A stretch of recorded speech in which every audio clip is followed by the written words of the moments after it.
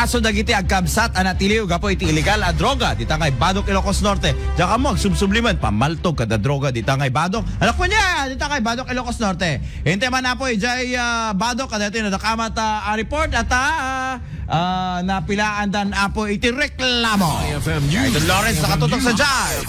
IFM News. Police report. Impasingked ni Police Lieutenant Jonathan Alonzo, Deputy Chief of Police iti Ilti Badok, ana ilaka den ti kaso o panagsalungasing dagiti agkabsat manipod Badok Ilocos Norte iti RA 9165 wenno Comprehensive Dangerous Drugs Act of 2002 kuna ti DICOP nga idi malam kalman ket naipaiman iti piskalya ti kaso dagiti dua imbatad na anabayagdan asipsiputan dagitoy ket saan dapay anagsardeng kangurunaan na iti barangay Tanod amay sa kadagiti subject ti drug bypass operation. Dito napalabas nga bypass operation tayo ti Badok. So ano tayo nakumpiskar kada pada sir?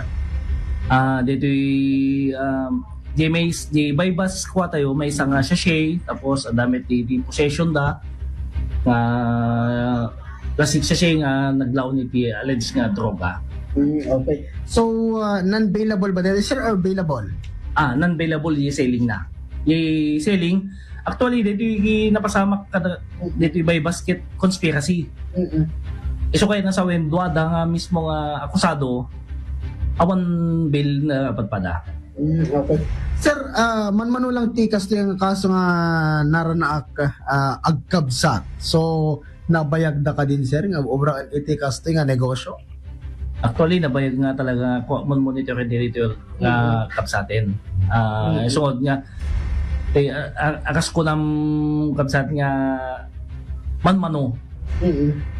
Kararag ti PNP Badok nga isardeng kuman dagito ita tao ti aglako ken kastabayan ti garamat iti droga. Para iti IFM News, Idol Lawrence Martinez, Tatak, Aramen.